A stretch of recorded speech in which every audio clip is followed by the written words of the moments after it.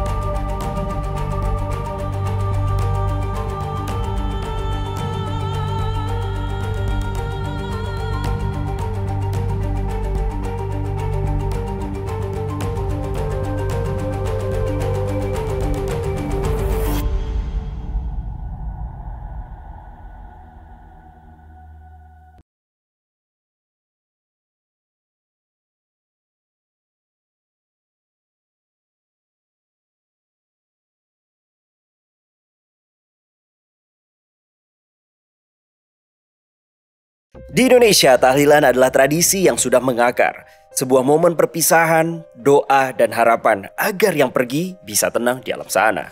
Tapi kali ini ada yang berbeda dari biasanya. Siapa sangka justru selepas tahlil, teror mulai datang satu persatu. Bukan dari orang luar yang sengaja mencelakai, namun datangnya dari seseorang yang seharusnya sudah tak lagi bernafas. Karena ternyata akhir dari sebuah kehidupan bisa menjadi awal dari teror yang tak terduga. Bagaimana kisah selengkapnya? Tentang teror selepas tahlil akan kami kupas dari sudut pandang supernatural bersama Detektif Astral. Halo semuanya, selamat datang di Detektif Astral, menguak hal misterius dengan cara khusus. Kembali lagi bersama kita bertiga, ada gue Bo, dan ada Jesslyn, ada Bro Will, dan ada tamu spesial hari ini. Kita kedatangan narasumber as always, ya kan? Karena kita berada di Client Sense Investigation. Ada Mas Nocha. Wih deh, halo Mas Nocha, jauh-jauh dari Surabaya nih katanya nih. Iya betul. Wih, saudara lu kalau gitu, satu darah ya kan? Tapi gue udah susah bahasa Jawa, Rek. Nanti kalau mau keluar bahasa Jawanya nggak apa-apa. Sengaja ada translatornya. Gue bingung tapi nanti.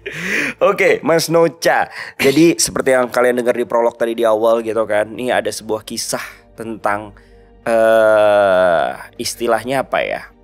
Tahlilan lah. Tahlilan ini kan memang sudah sangat mengakar banget ya di Indonesia terutama, karena ini kan sebuah kebudayaan juga ketika memang ingin melepaskan kepergian dari seseorang gitu loh. Makanya biasanya terutama yang muslim gitu kan, mengadakan tahlilan gitu kan di keluarganya masing-masing. Tapi ini tahlilan yang agak lain.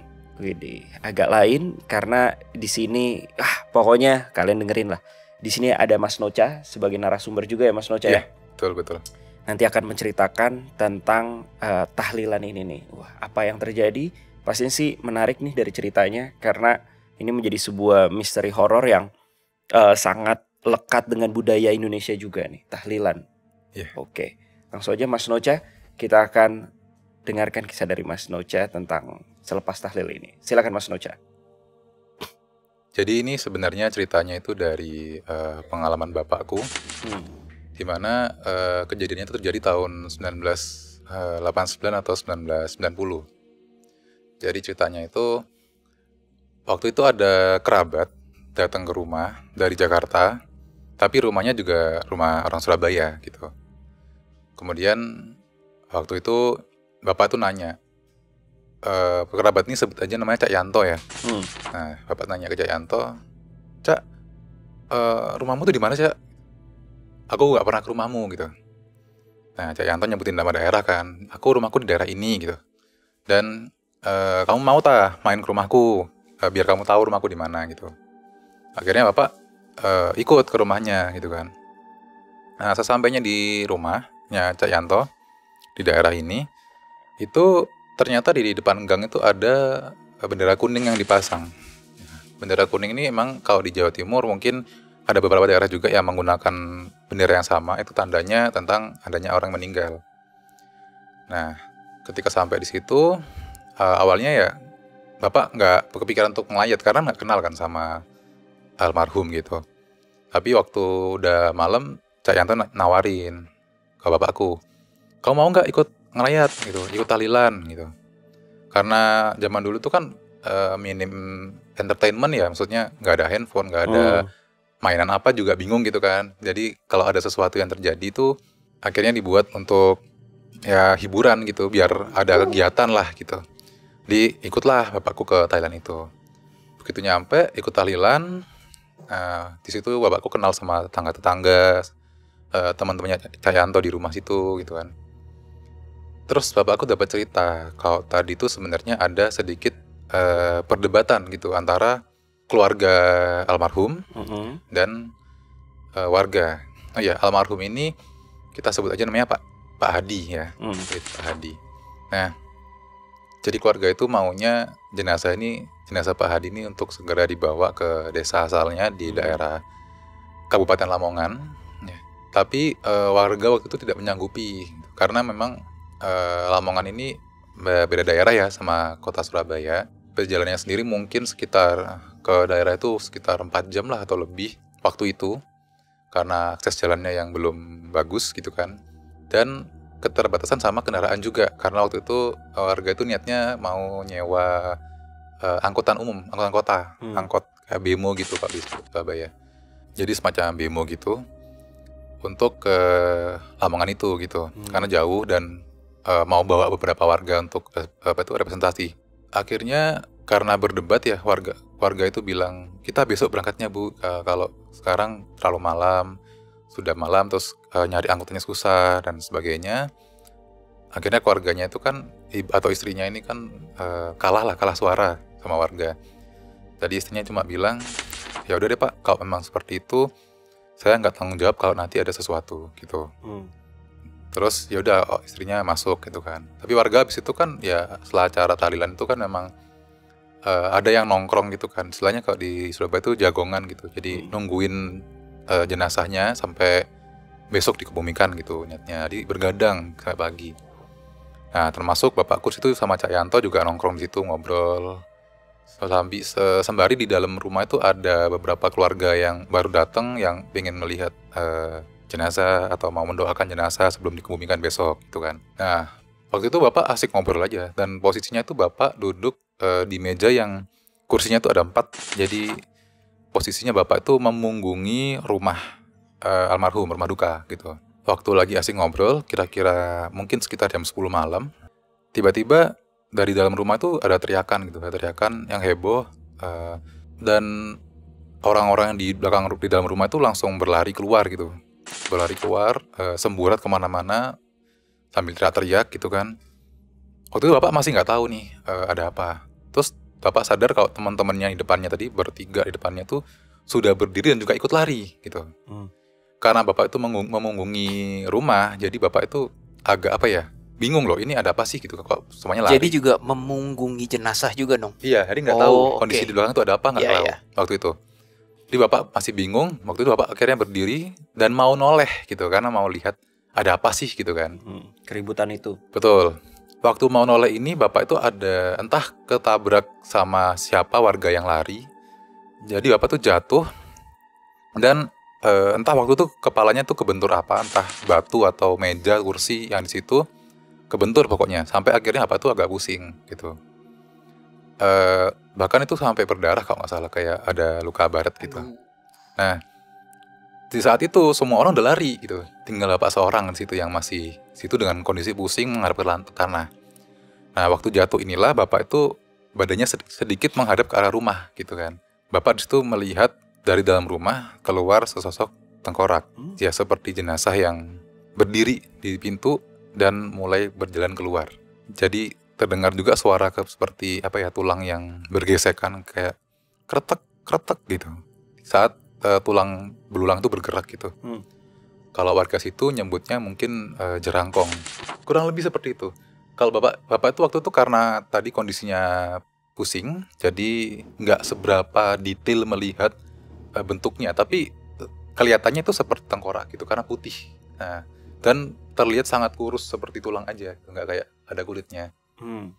Nah, karena waktu itu bapak itu ketakutan sekali di situ sendirian, mau kabur tuh kepalanya masih pusing.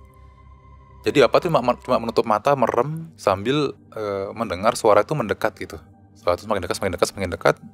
Lalu suara itu seperti berbelok gitu, menjauhi bapak. Waktu itu menurut bapak berjalannya tuh ke arah barat dari lokasi itu.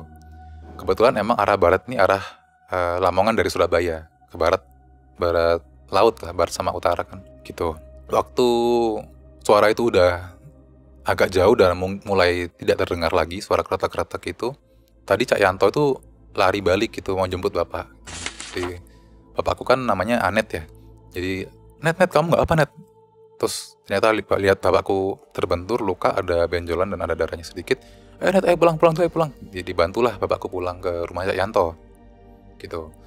Situ bapak disuruh istirahat dan dibiarkan tidur di kasur gitu kan. Besok paginya waktu bangun, bapak itu ditawarin, ayo makan Net, sarapan gitu. Terus bapak bilang kalau ya aku belum mandi nih, gimana? Kapan nanti aja mandinya gitu. Akhirnya mereka berdua sarapan. Ternyata sarapannya pun nggak di rumah tapi di warung gitu. Ya setelah itu bapak Cak Yanto ini kita ke warung makan gitu di situ deket rumah karena orang tuanya itu nggak masak nasi. Akhirnya waktu di warung itu situ lagi ada keributan karena ternyata warga itu pada ngomongin soal kejadian semalam gitu kan. Kalau ada juga yang ternyata ngelihat ada sosoknya jenazah Pak Hadi itu bangkit lalu berjalan dalam bentuk tengkorak tadi gitu, bentuk jerangkong tadi. Nah situ bapak bilang, oh iya aku juga lihat itu semalam. Terus Pak Yanto juga, loh kamu lihat? Iya aku lihat. Tadi tuh lewat terus jalan ke arah barat gitu. Terus warga itu kayak, oh mungkin dia pulang ke desanya kali ya gitu. Dan kemudian ada warga yang cerita, iya semalam itu setelah sudah nggak kedengaran suaranya. Dia pulang ke desa tuh maksudnya jenazahnya pulang sendiri. Iya, betul. Nah setelah, jadi lanjut lagi ya. Jadi setelah semua suara itu udah hilang, sudah nggak terdengar lagi. Ada warga yang memberanikan diri untuk balik ke rumah itu gitu. Dan dia ngelihat kalau jenazahnya tuh menghilang. Jadi udah nggak ada di ruang tamunya itu. Ruang tamu tahlilan itu. Iya betul. Udah nggak ada di situ. Terus dia teriakan, waduh ini jenazahnya hilang, mayatnya hilang gitu kan. Itu bikin beberapa warga yang rumahnya deket juga keluar lagi, yang tadi sembunyi ke rumah masing-masing, untuk memastikan gitu, ikut memastikan ternyata bener hilang. Dan semakin heboh kan, semakin ricuh, sampai si istrinya almarhum ini bangun dan keluar dari rumah. Terus istrinya itu bilang, udah bapak tenang aja, pulang aja. Besok kita ketemu lagi sama almarhum di Lamongan. Saat itu warga juga bingung apa yang terjadi sebenarnya. Jadi akhirnya karena nggak ada jawaban apapun dan si ibunya ini sudah udah pulang nggak apa, besok istirahat aja. Besok kita ketemu lagi di Lamongan gitu. Ya semuanya pulang dan niatnya warga yang mau ikut ke Lamongan hari ini jadi banyak gitu. Karena awalnya mungkin mau rencananya cuma nyawa 2 bemo gitu. Ini sampai beberapa bemo sekaligus, kalau nggak salah 4 kendaraan. Karena awalnya beberapa orang aja, sekarang jadi bawa anaknya mau ikut, istrinya mau ikut gitu. Terus Cak Yanto nawarin bapak, Net kamu mau ikut juga nggak? Mau lihat langsung nih gitu. Bapakku bilang karena sekali lagi ya nggak ada entertainment, nggak ada hiburan, yaudah ikutlah nggak apa gitu. Akhirnya singkat cerita mereka ikut ke Lamongan, perjalanannya cukup panjang. Waktu itu jalannya susah, maksudnya ada beberapa jalan yang mereka nyasar, saling nunggu gitu kan, nanya-nanya ke warga sekitar, sampai mereka tuh juga ngelewatin jalan yang tanah dan jalan berbatu, kayak kalau istilahnya orang Jawa itu bilangnya makadam, jadi kayak batu-batu besar gitu. Apa istilahnya? Makadam. Jadi itu kayak batu-batu yang disusun jadi kayak jalan. Jadi kalau orang lewat situ tuh mobil pasti goncang-goncang terus gitu. Karena belum diaspal. Itu kayak biasanya jadi pondasinya aspal setelah itu. Kalau di pedesaan biar nggak kena korosi, longsoran kalau tanahnya gitu loh. Biar kuat gitu loh, ada pondasinya gitu. Kurang lebih waktu itu Bapak bilang sekitar 4 atau lebih dari 4 jam. Bapak itu juga kondisinya agak pusing ya selama perjalanan karena kepalanya masih benjol gitu. Sampai di lokasi itu Bapak ini sebenarnya nggak ikut masuk ke rumahnya karena waktu sampai itu kan udah siang. Bapak tuh lapar lagi sebenarnya. Jadi Bapak tuh memilih untuk nongkrong di warung di depan gangnya ke rumah almarhum yang di Lamongan. Nongkrong di warung doang gitu. Dan di situ Bapak dengar-dengar dari warga sekitar yang juga lagi di situ kalau almarhumnya emang pulang ke situ. Dan ada kalimat aneh yang Bapaknya itu tuh adalah warga situ semuanya bilang ya semoga ini yang terakhir gitu. Jadi seolah-olah menurut Bapak berarti ini bukan yang pertama gitu. Karena warga kita sampai bilang ini semoga ini yang terakhir gitu. Nah, Warganya si Pak Hadi itu. warga sekitar situ warga sekitar yang situ. dari kampung di Lamongan itu. Maksudnya semoga ini yang terakhir jenazah berjalan sendiri kembali ke Lamongan gitu. Kurang lebih seperti itu. Oke. Nah, terus di situ kan Cak Yanto kan penasaran nih, pengen lihat. Jadi Cak Yanto yang masuk ke rumahnya almarhum nih, ke rumah Pak Hadi gitu kan, mau lihat. Ternyata memang betul jenazahnya tuh kembali di situ dalam bentuk wujud yang normal ya, kayak jenazah pada umumnya. Oh, udah nggak berbentuk tengkorak lagi Betul, gitu ya. sudah normal dan kondisinya tuh sudah dikafani, sudah dimandikan dan tinggal dikebumikan. Cuma memang keluarga yang di Lamongan ini nunggu keluarga istrinya dan keluarga dari Surabaya itu datang untuk melihat gitu. Gitu. Nah, di situ juga bapakku dapat cerita dari warga sekitar kalau memang ini tuh bukan yang pertama kali dan kejadian ini tuh ada sebabnya begitu. Nah, ini yang Bapak dengar ya, maksudnya cerita yang Bapak dengar ini nggak dilebih-lebihkan dan nggak ngarang juga. Jadi warga sekitar tuh bilang kalau ini tuh semacam kutukan gitu. Kalau menurut Bapak itu ada seorang yang mau menebarkan agama Islam di daerah situ. Namun warga situ tuh belum siap menerima itu agama. Jadi mereka masih istilahnya kayak Denial. lebih ke masih suka berbuat jahat kayak merampok, berjudi dan sebagainya. Jahiliyah gitulah. Ya, jahiliyah gitu. Jadi waktu itu semacam murid-murid yang dibawa sama ahli agama ini sampai dibunuh, dibantai sama warga sekitar. Dan ketika si ahli agama ini akan dibunuh juga, itu si ahli agama ini kayak berucap gitu. Dia kayak berdoa kepada Tuhan supaya warga sini itu mendapatkan balasan yang setimpal, kurang lebih seperti itu. Nah, balasan itu berupa kalau ada warga sini yang meninggal, dia harus dikebumikan di sini. Kalau enggak, dia bakal pulang sendiri, seperti itu. Oh, itu asalnya. Itu yang Bapak dengar ya. Lalu bahkan sebenarnya tuh kalau kata Bapak, murid-muridnya si ahli agama ini sampai ada yang dengan sangat sadis, sampai mohon maaf dikuliti, bunuh dan sebagainya begitu. Jadi memang Kelakuan dari warga kampung itu pada zaman dahulu. Betul, kayak biadab sekali waktu itu. Jadi mungkin itulah yang mengakibatkan kutukan ini terjadi gitu. Nah, makanya mereka seperti dikuliti dari tubuhnya, berbentuk tulang belulang aja gitu loh. Oh, oke. Gitu. Dan itu mengaruh ke keturunan-keturunan dari warga kampung situ gitu maksudnya. Kurang lebih mungkin seperti itu. Tuh. Tapi kalau kata Bapak juga, beberapa warga tuh bilang setelah kejadian itu juga pernah ada waktu mereka warga situ tuh sudah mulai bertobat, itu memang ada ulama lain yang mendoakan lah, minta keringanan lah supaya kutukan ini Hilang. Tapi memang tidak hilang sepenuhnya menurut warga situ, masih aja jadi. Oleh karenanya setiap ada kejadian seperti ini, warga sekitar tuh selalu berdoa semoga ini yang terakhir. Itu kayak semacam doa dari mereka juga untuk memohon keringanan atas dosa-dosa dari leluhur mereka gitu. Kurang lebih seperti itu. Oke, siap. Wow, luar biasa ya. Itu tandanya dia dalam tadi bentuk jenazah berubah menjadi bentuk tengkorak. Itu tuh adalah konteksnya, ya tunggu dulu, tengkorak jalan tapi melebihi mobil, ya itu udah terbang atau apa kali ya, nggak ngerti ya. Tiba-tiba, tapi warga sekitar situ udah bilang nggak kayak nih jenazah datang tuh kapan? Ada cerita gitu nggak dari Bapak? Enggak sih, tapi ya bisa dipastikan kalau pasti sebelum atau mungkin beberapa jam sebelum mereka datang situ kan mereka datang siang tuh sekitar jam 1 jam 2 kurang lebih. Jadi sebelum itu berarti Ya mungkin pagi gitu lah.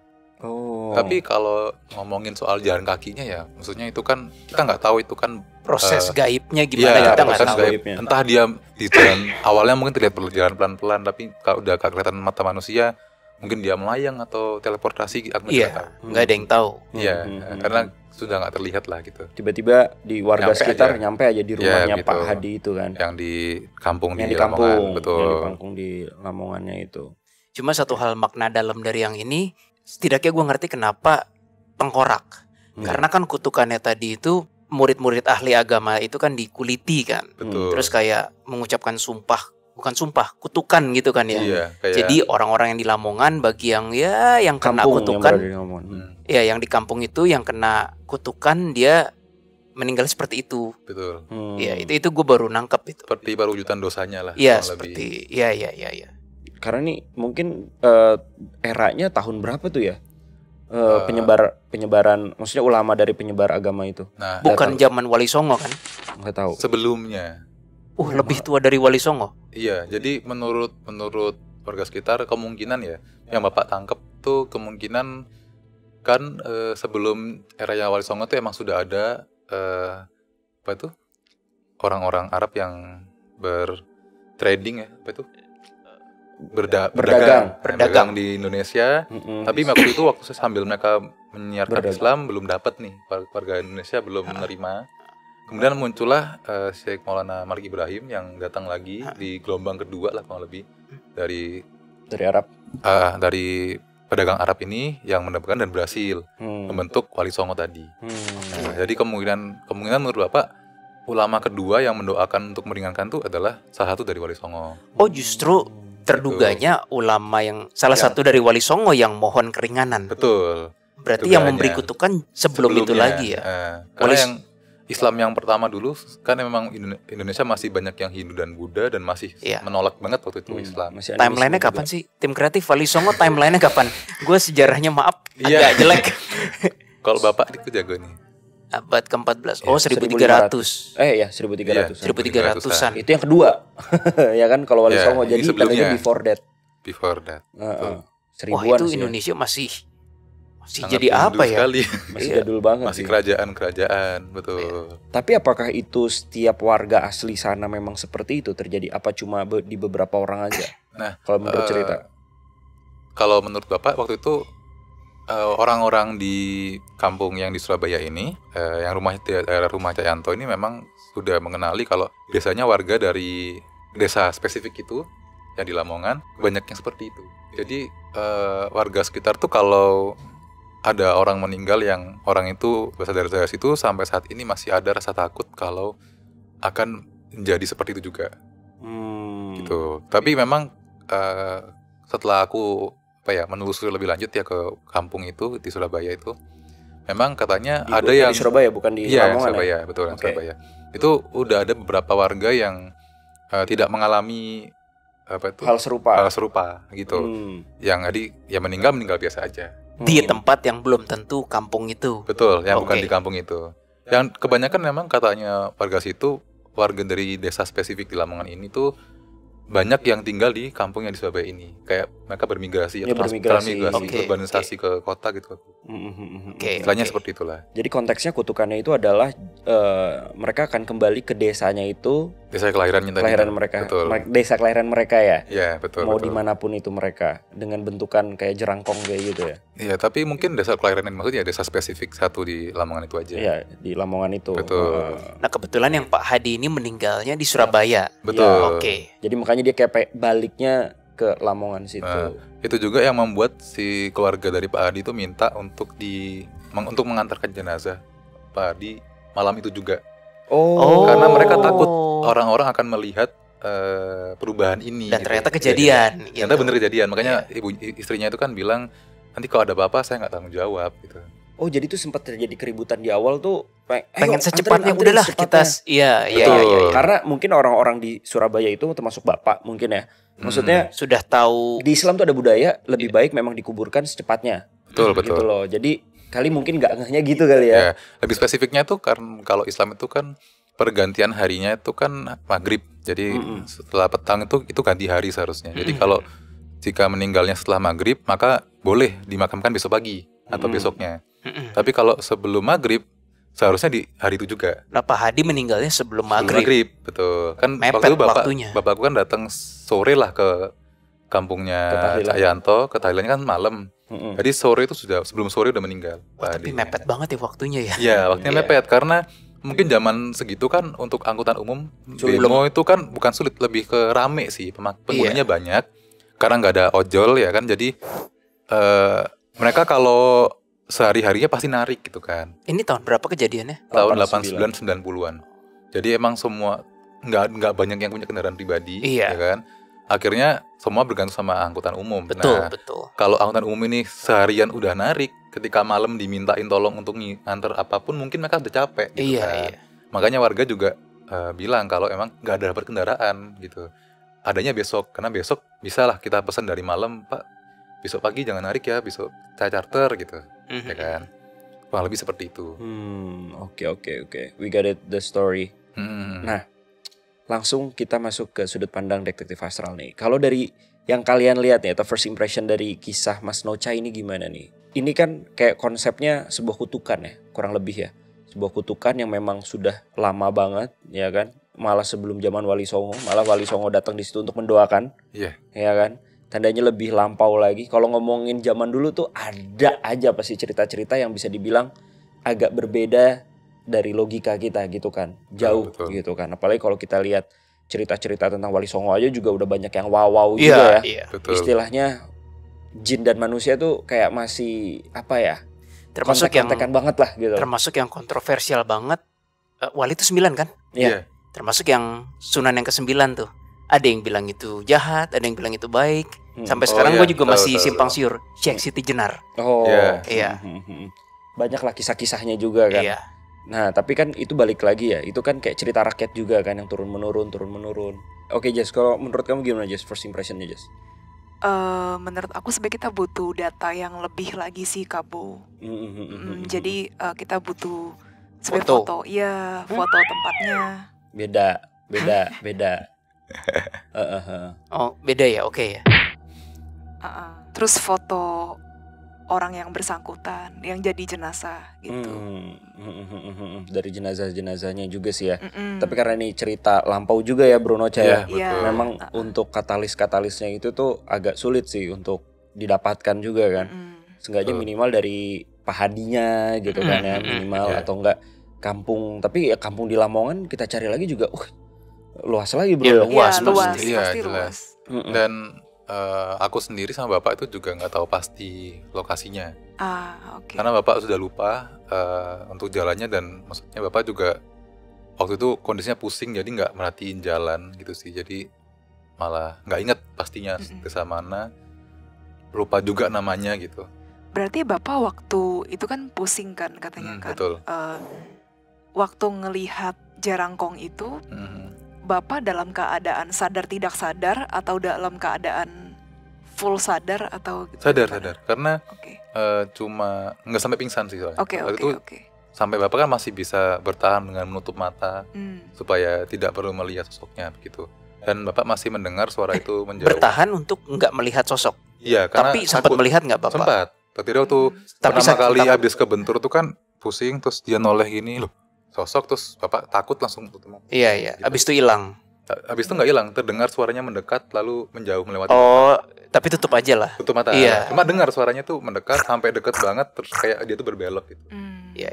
Menjauh ke arah barat. Dan bapak tinggal sendirian ya, di saat yang lain udah berlarian kan? Iya, sudah kabur semua. Tandanya warga yang lain juga melihat juga ya. Berarti melihat ya.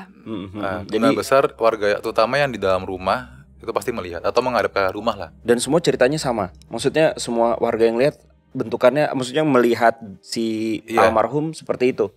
Menurut waktu bapak di warung tuh kan orang-orang kan cerita tuh tadi malam ada kejadian lagi jerangkong gitu kan. Jadi mereka emang ngelihat, dan warga tuh juga dengar kalau suaranya mungkin menjauh gitu. Oh, I see. Sebelum berhamburan itu ya? Ya, benar. Berhamburan, oke. Nah, setelah berhamburan pun kan mereka sembunyi di rumah masing-masing. Mungkin mereka masih mendengar suara itu melewatin rumah mereka gitu sih. Oke.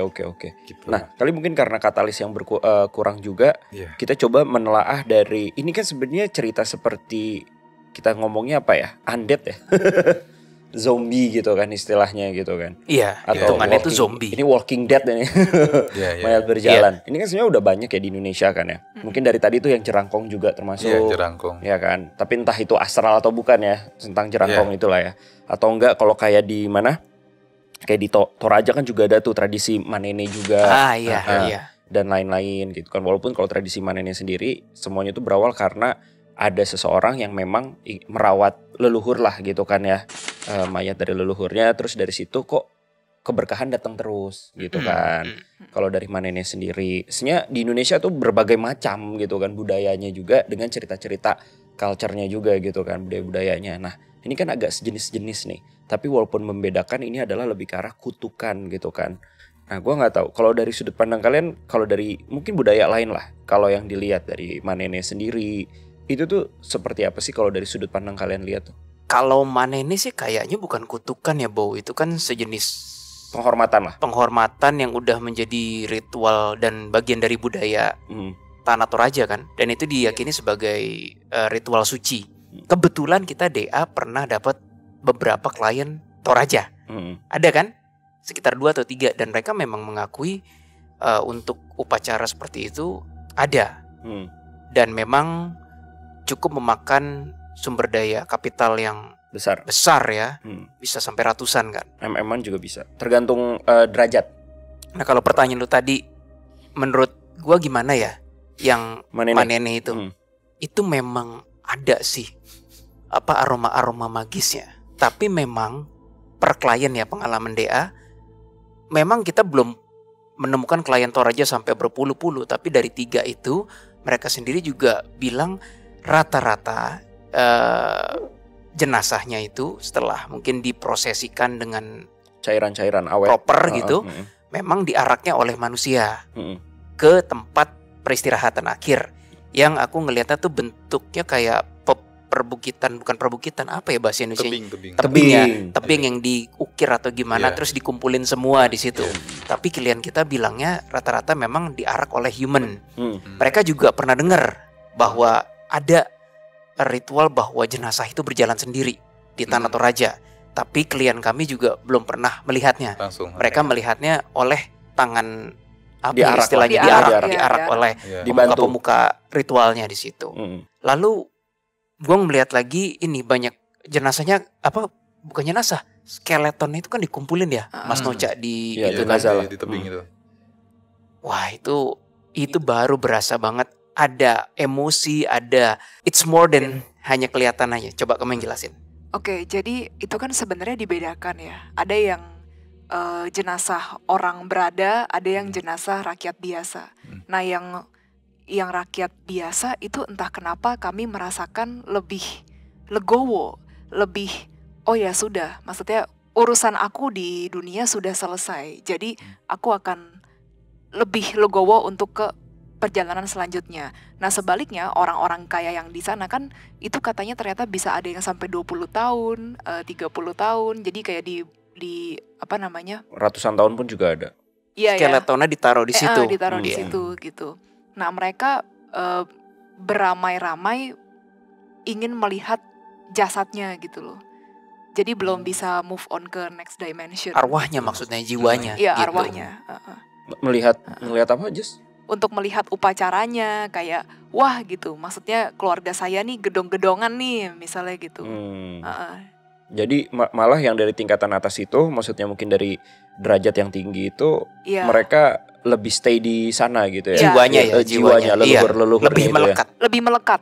Ya gitu istilahnya. Apakah membantu anak-anak keturunannya juga kurang lebih, karena kan kalau Toraja memang unsur leluhurnya tuh juga tinggi ya gitu kan.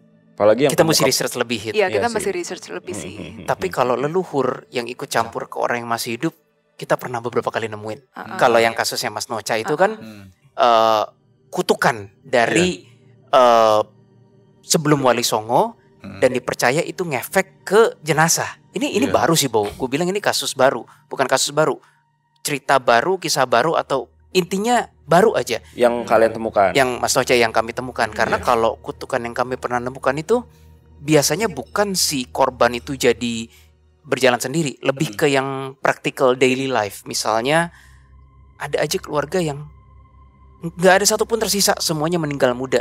Nah biasanya kayak gitu-gitu tuh ada unsur kutukannya. Semua meninggal muda, Bo. Misalnya 11 bersaudara, nggak ada yang tembus umur 30, itu aneh. Pernah kita nemuin. Terus ada juga yang semuanya entah 10 entah 13 bersaudara, semuanya nggak bisa punya anak. Ada bentuk kita kayak gitu-gitu. Gitu. Itu gue belum pernah nemu. Nggak, ada pernah juga kayak gitu. Pernah ya kita ya kasusnya. Pernah. One of our clients. Iya. Oh iya sih. Jadi cewek semua atau nggak cowok semua, gue lupa. Pokoknya satu doang. Nah itu magis kutukannya bukan kutukan. Ya katakanlah kutukan tuh berasa. Berasa. Tapi kalau kutukan yang ngefek ke satu orang sampai jenazah itu, ini baru ini. Itu katanya nggak cuma satu orang kan, itu terjadi ke semua orang yang tidak di meninggal. Kampung Lamongan ya, itu. Intinya kutukan yang diarahkan kepada yang the dead, bukan the living. Tapi masalahnya nggak semuanya Mas ya akhirnya ya. Tidak semuanya yang memang dari kampung itu, kampung yang berada di Kabupaten Lamongan. Kan kampungnya ini kan masih tanda tanya nih. Walaupun ada pun juga nggak mungkin kita sebutin. Kasus yang ada kan. Nah itu tuh nggak semuanya juga terjadi fenomena seperti itu Mas ya, Mas Nocha ya. Betul. Gitu. Oke. Jadi memang apakah bisa jadi cuma orang-orang tertentu doang dengan spek tertentu yang memang itu terjadi? Maksudnya spek tertentu dia ada something kah atau keturunan langsung kah yang kayak gimana yang memang menyebabkan fenomena tersebut gitu. Itu yang belum ditelaah lagi tuh Mas ya. Iya. Kalau itu sih mungkin bisa bantu jawab sedikit. Mungkin ini sama kayak kasusnya kata orang yang bilang orang Lamongan tidak bisa makan lele. Mele-mele itu apa artinya? Lele, tidak boleh makan lele. Tapi sebenarnya itu hanya berefek untuk satu keluarga aja dan keturunannya. Cuma karena keluarga ini kan menikah dengan keluarga lain, sehingga ada banyak di Lamongan. Akibatnya orang-orang tuh punya stigma kalau semua orang Lamongan tidak boleh makan lele. Padahal tidak, hanya keluarga tertentu aja. Oke. Nah, jadi mungkin saja kasus di desa ini yang kutukan ini tuh mungkin berefek pada satu keluarga atau beberapa keluarga aja yang mungkin punya andil langsung untuk ahli ibadah tadi, ahli agama tadi. Mungkin bisa jadi yang juga sih make sense jadi, ya. Mungkin hanya anak keturunan saja, tapi karena anak keturunan ini mungkin menikah dengan anggota warga lain yang nggak tahu apa-apa atau gimana, jadi menyebar satu desa memiliki stigma keturunannya orang ini, jadi satu desa itu dianggap sebagai satu desa yang terkutuk, padahal mungkin hanya sebagai segelintir saja. Iya, segelintir saja. Mungkin seperti itu sih. Iya sih, memang segelintir orang, apalagi di era zaman sekarang. Ya sebenarnya malah gue nggak tahu ya. Waktu makin ke waktu, apakah ini memang karena perkembangan komunikasi kita makin maju, perkembangannya dan teknologi juga, malah cerita-cerita yang seperti ini tuh lebih sulit nih untuk dibuktikan. Tapi yang terbuktikan malah yang kutukan yang lu bilang itu Bro Will, yang tidak tampak terlihat tapi terasa. Oh iya. Paham gak sih maksud gua? Ini kan terlihat nih. Kalau yang sekarang yang pernah kita alami tidak terlihat tapi terasa. Nah, gua nggak tahu apakah kutukan juga mengikuti era modernisasi apa kayak gimana menurut lo? Masukin di isi yuk. Wah itu pertanyaan panjang, Bo. Kita mesti ngumpulin semua kasus. Tapi nggak apa-apa, first impression lo aja, menurut lo aja. Kutukan mengikuti zaman.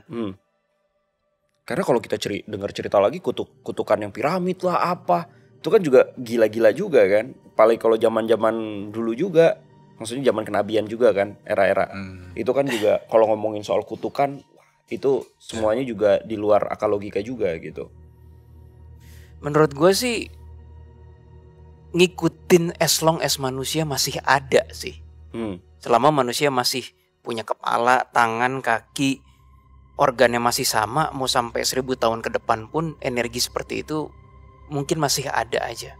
Oke. Jadi kalau kenapa? Enggak apa-apa, lanjutin. Kalau mau lebih universal mungkin kutukan itu walaupun tidak sama ya, tapi gua anggap mirip dengan karma aja sepertinya. Anggap aja misalnya nggak usah yang ahli agama tadi, tapi di keluarga lain dia disakitin banget, atau gini deh, nggak usah jauh-jauh, ini sering kita dengar Indonesia dijajah oleh Belanda gitu, terus Indonesia dendam dengan Belanda, itu bukan berarti nggak ada karmanya loh, gitu, pasti ada, entah Belanda mungkin kenapa, we never know. Nah itu jadi gue anggap aja kutukan itu akan tetap sama selama manusia masih bentuknya kayak gini, masih ada society, dan itu merupakan kayak bagian dari konsekuensi. Oke, Jess, lu mau nambahin apa aku ngasih pertanyaan? Cuma nambahin aja sih. Sebenarnya kan kutukan yang kayak contohnya satu keluarga misalnya yang hanya wanitanya aja yang meninggal semua atau hanya prianya aja yang meninggal semua, itu kan sebenarnya kelihatan juga dan dirasakan. Itu aja sih, cuma nambahin doang. Karena kalau ngomongin soal ini kan kutukan berbeda ya Bro Will ya. Mungkin kalau yang lu ceritain tadi di awal, oke, sempat gue garis bawahi adalah kutukan itu kan sebenarnya energi. Ya kan, sebenarnya bilang tadi energi, entah energi doa buruk, doa baik, itu kan energi konteksnya. Nah, kalau dari yang kita ketemuin sebelumnya di konten-konten kita sebelumnya, lu inget Pompei nggak sih? Karena hampir sejenis nih. Ingat. Intinya kan kaum jahiliyah, ya kan. Kalau Pompei itu kan karena banyaknya diduganya kaum Sodom dan lain-lain lah ya kan. Di Pompei itu memang yang kita udah validasi karena memang ada katalisnya ya. Foto dan lain-lain biasanya ada. Kita di situ merasakan memang ada energi kutukan. Dan itu energi bisa dibilang dari kubu kanan lagi. Istilahnya karena mereka saking udah jahiliyahnya, ya diberikanlah tuh bencana alam gitu kan. Yang bisa dibilang melenyapkan hampir seluruh kota dalam semalam gitu. Nah, kalau yang dulu ceritain tadi kan lebih ke arah kayaknya lebih ke arah mereka membuat sebuah perjanjian ya. Kayak yang anaknya nggak bisa lebih kasus dari 30 tahun. Gitu. Iya, itu ada yang membedakan nggak Bro Will antara kutukan doa untuk para kaum yang negatif gitu kan, ataukah memang dia ada ikatan dalam artian perjanjian? Karena itu dua hal yang different, bener gak sih? Dua hal yang berbeda. Kutukan karena memang dia jahiliyah. Energinya, gitu. Vibrasinya beda. Apa sih baunya, getarannya, rasanya tuh beda. Ketika Pompei, mungkin satu hal yang paling membedakan ya skalanya terjadinya. Kalau yang benar-benar dari kubu kanan, terlepas dari bencana alam ya, itu kalau terlepas dari kubu kanan biasanya skalanya besar. Dan ini batas antara sains dan juga kepercayaan. Kalau misalnya ada gunung meletus, ya sains bilang ya itu emang jatuh temponya meletus gitu loh. Tapi kalau kepercayaan bilang wah ini azab nih dari Allah gitu kan. Nah itu yang dimaksud kutukan dari kubu kanan, skalanya besar. Pengingat lah istilahnya. Ya tapi kalau kutukan gara-gara hasil transaksi itu skalanya kecil. Per keluarga, per orangan, per 2 orang lah kayak gitu-gitu. Dan itu tidak melibatkan kubu kanan ya? Enggak, itu ya hasil dari kubu kiri biasanya. Hasil perjanjian si individu dengan si jejejinan, dedukunan lah dan periblisan. Atau kutukan karena sumpah, misalnya sebagai contoh kan kayak kasusnya yang bapaknya, bapaknya Kanochan ceritain. Pernah cerita gitu. Itu lebih ke arah apa Jas? Doa negatif. Doa negatif. Lebih ke sumpah. Apalagi kalau nggak salah, gue nggak tahu nih Mas, kalau orang Jawa ada sempat juga kayak orang tuh nyumpah tuh tapi kadang kejadian, namanya lidah pahit ya? Pahit lidah gitu kan. Kalau udah nyumpahin kejadian aja tuh. Nah, apakah karena ini memang yang istilahnya nih pemuka agama, ya kan? Disayang Tuhan lah. Ya dia udah keterlaluan juga sih. Kalau dari cerita ya, dari kampung itu ya jahiliyah banget. Kalau udah keterlaluan ya mungkin ya sumpahnya memang kabul gitu kan, istilahnya dikabulkan gitu kan. Kalau gue bilang sih kutukan atau anything itu tidak lain tidak bukan adalah konsekuensi sih, Bo. Seperti John Wick, ada action, ada consequence. Cuma kalau kutukan konotasinya negatif, kita nggak mau mengalami itu. Kalau reaksinya positif, kita bilang berkah.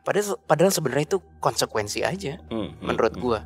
Iya sih. Tapi ngomongin soal desa juga, sebenarnya cerita dari Mas Nocha ini, itu tuh banyak juga versi desa lain dengan kutukannya masing-masing. Iya, betul. Ada yang anaknya gimana nggak bisa lahiran tuh, ada juga tuh gue pernah dengar kayak gitu juga ya. Jadi kalau ada yang bayinya ditukar, ada urban legend seperti itu. Ada ya?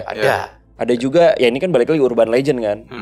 Kalau lahiran di desa itu gitu kan, ya udah nggak bisa, pasti selalu meninggal gitu kan. Jadi dia harus lahiran tuh di luar desanya gitu, rata-rata gitu. Ada tuh kalau gue pernah nonton atau pernah dengar. Banyak lah cerita-cerita kayak gini. Tapi ya melihat dulu Indonesia juga beragam ya, dan tidak sepadat sekarang. Paham kan? Desa tuh dulu bener-bener terpencil banget. Bener gak bro? Betul. Ya kan? Mungkin kalau dulu masih bisa pakai mobil. Kalau di zaman 89-90 itu ya. Mungkin kalau zaman dulu era 1300-an deh, itu harus mendaki gunung lewati lembah dulu. Betul. Ya kan? Bener-bener ekstrim banget gitu. Dan kita gak bisa tahu tuh. Jadi memang soalnya kan bisa dibilang itu keji banget juga sih. Karena kan itu udah muridnya, terus anak istrinya juga. Oh, sampai anak istrinya juga. Iya, sampai anak anak Oh, ini istrinya yang si pemuka agama itu. pemuka agama itu ya Betul. Terus kisahnya. akhirnya dia yang terakhir gitulah untuk kayak jadi dia sudah melihat semua orang yang Dia sayangi. itu sudah Iya, meninggal dengan cara keji. Ya makanya mungkin disitulah muncul energi yang lebih apa ya untuk Mengutuk membuat sekali ya. mengutuk ini gitu loh. Tapi si ahli agamanya itu juga ini enggak meninggal enggak? Dibunuh Iya juga. dalam situ. Oh, sampai meninggal juga. Iya betul. Waduh. Betul. Tapi aku juga itu sih pernah. Aku juga ada apa ya cerita lah tentang kutukan itu. Salah satunya mungkin bukan kutukan juga sih, tapi konsekuensi dari aksi ya. Karena Perjanjian. betul perjanjian karena emang jadi ceritanya tuh adik seperguruan kakek buyutku. Nah itu emang dulu tinggal di rumahku, pemilik rumahku yang asli, kemudian rumah itu diberikan kakekku. Karena memang beliau tidak bisa memiliki anak. Jadi yang tidak bisa memiliki anak itu dia beserta seluruh anggota pasukannya, karena dia dulu tuh pasukan pejuang gitu untuk revolusi. Revolusi apa tuh? Kemerdekaan. Itu jadi emang mereka diberikan kekuatan lebih.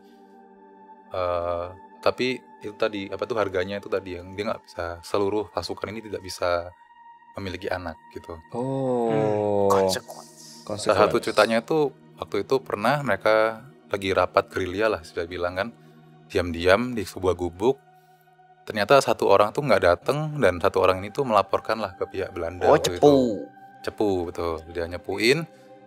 Jadi malam-malam waktu lagi rapat tiba-tiba tentara Belanda datang di gubuk itu, ke depan gubuk itu, terus mereka ngasih ancaman, kalau keluar nanti kita masuk dalam cari, kita bunuh satu-satu gitu kan.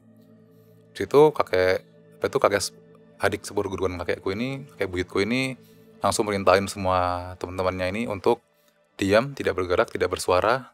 Andai kata harus bergerak, cuma boleh satu langkah. Efeknya mereka tidak bisa dilihat oleh tentara Belanda. Jadi waktu tentara Belanda masuk ke gubuk itu, mereka tidak menemukan satu orang pun. Karena saat melangkah, tentara pasukan yang gerilya ini menghindar satu langkah atau sembunyi, diam di pojokan dan bergerak sehingga tentara Belanda tidak bisa melihat. Invincible. Ya, Kayak nggak kelihatan. Nggak kelihatan.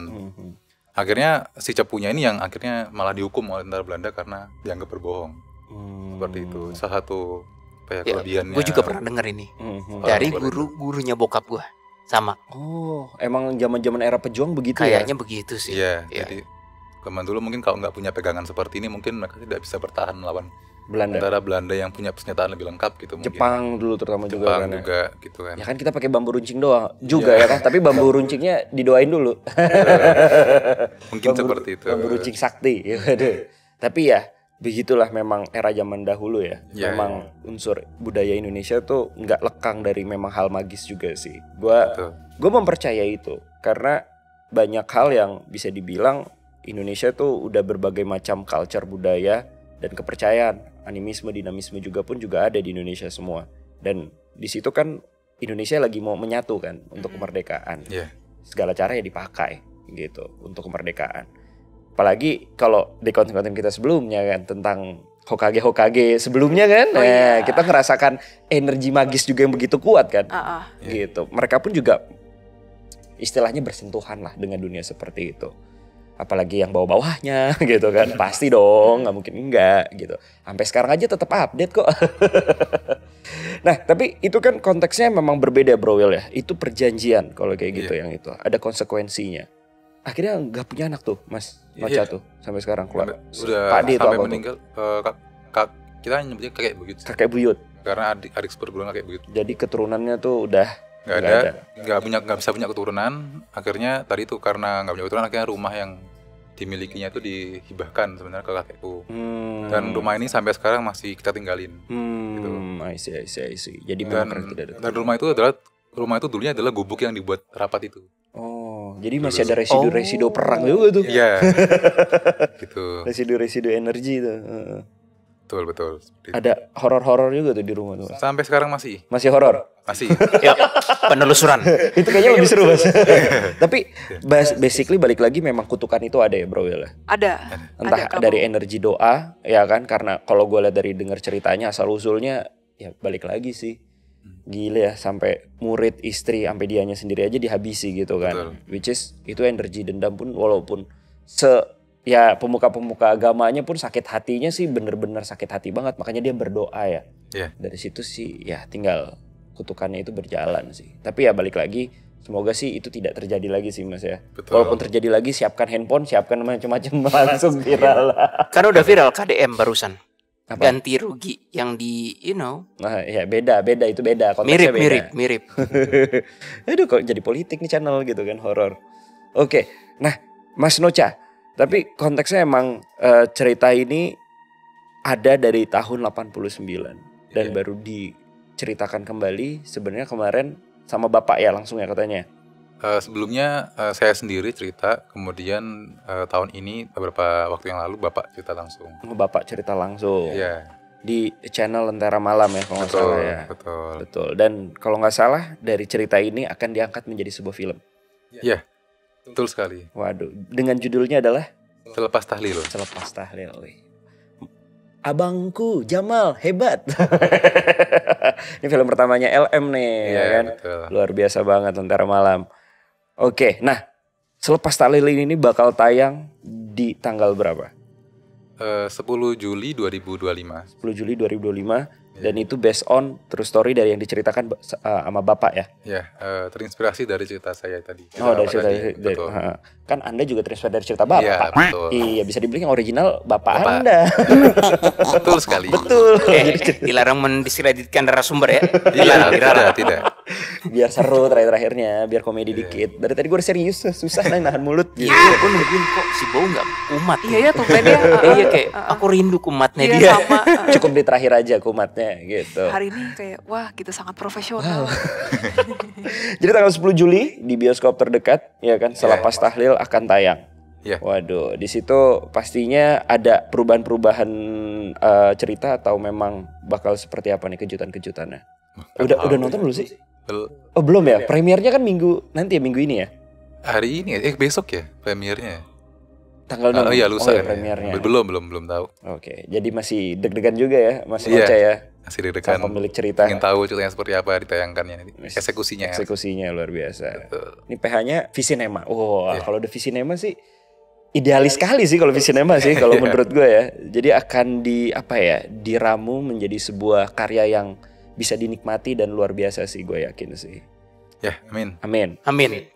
Nanti Amin. kita datang premiernya pokoknya buat Lentera Malam Visinema, semoga filmnya sukses ya kan. Mas Nocha juga. Ya. Salam buat Bapak juga gitu Iya, kan. Luar iya. biasa sekali cerita beliau. Gue yakin cerita beliau nggak cuma satu. Ya. Karena pengalamannya luar biasa. Biasa orang tua gitu ya. Iya, Dari betul. om, dari bapak, dari apa. Banyak banget lah kalau Iya. ngomongin cerita zaman dahulu gitu kan ya. Coba nanya teaser filmnya dong. Di teaser filmnya nanti daerahnya juga sama-sama atau dibedakan? Kalau daerahnya nanti juga kesebut kok Kota Lamongan ya? Oh, tetap Sebut- sama. sebut. Oh, Tapi kan oke. kampungnya itu yang Tapi ditanda kampungnya tanya. yang Ya. tidak disebutkan Kalau enggak detail. nanti kena Iya, lagi. tapi Iya. disamarin gitu. Disamakan Nama lah. orangnya pun tadi Pak Hari itu juga nama samaran gitu. Yang nanti yang disamakan sama nama karakter di filmnya nanti gitu. Oh oke. Jadi Iya. ini film pasti akan menurut gua ini kan budaya juga ya. Tahlilan itu kan budaya. Ya makin ngeri aja kita datang ke tahlilan nanti. Ini mayat hidup gak ya? Tapi pernah ada cerita ini dari temannya gua. Makin ngeri Om. kalau tahlilannya yang meninggal orang yang di aslinya itu Iya. Kabupaten Lamongan. Betul. Tapi ini tahlilannya dia bener bangkit beneran. Ternyata dia mati suri. Enggak, dia beneran mati suri. Kan ada kejadian kayak gitu. Ada. Ini bener karena omnya dia sendiri yang mati. Abis itu jadi Terus indigo. dia marah nggak? Gue belum mati lu. Nah, ini salah satu misteri yang belum kita pecahkan. Kenapa Apa nih? orang-orang rata-rata ya yang near death experience Ah. itu setelah dia bangkit lagi menjadi mati suri, menjadi indigo Jadi indigo. ataupun punya kelebihan khusus. Wah lu sih kacau sih. Udah NDI bangkit lagi baru mati suri. Ya maksudnya near death experience kan mati suri tuh. Iya, ya, paham, kan? Ya terus ya udah dia gua nggak Kayak tahu. mengubah hidupnya gitu ya. Kita belum pernah ngulik itu kan dia kan. Belum. Tapi anomali pernah bahas tipis-tipis. Nah nanti bolehlah kita tebelin ya. Boleh. Kita boleh. coba kulik lagi Iya, kan. boleh. Kita Ini seru sih. investigasi lagi Iya. soal itu. Tapi ini luar biasa banget. Yang ini kutukan yang mungkin baru bagi DA. Iya. Harus diteliti lagi. Karena katalisnya minim, kita nggak bisa ngomong banyak. Tapi kita percaya bahwa kutukan itu ada. Bener ya Bro Will ya? Bener. Kutukan itu ada. Jadi bertingkahlah kita dengan baik. Jangan aneh-aneh. Ya kan, attitude-nya dijaga, mulut dijaga biar kita tidak bisa menyakiti orang lain. Karena kadang-kadang ada beberapa orang yang mulutnya itu tuh diijabah sebenarnya. Mungkin mulut kesannya jelek namanya, lidah pahit. Sebenarnya bukan lidah pahit, orangnya mah baik emang. Mungkin dia imannya kuat, ibadahnya kuat. Sekalinya dia ngucap, dia tersakiti, diijabah sama Allah langsung. Mungkin seperti itu. Jadi hati-hati dalam kita bertingkah, dan jangan lupa sekali lagi saksikan film Selepas Tahlil yang diproduksi oleh Visinema, yang dimana cerita dari Lentera Malam. Luar biasa. Dan terima kasih Mas Noce jauh-jauh dari Surabaya. Terima kasih Terima Kak. kasih. Mas Sukses Noce. buat abangku Jamal ya kan, dan Mas Adit yang ada di sini. Yang sudah jarang in frame lagi di Lentera Malam. Sampai jumpa di bioskop-bioskop kesayangan Anda untuk menonton Selepas Tahlil. Kami Detektif Asral, mau kalau misterius dengan cara. Sampai jumpa.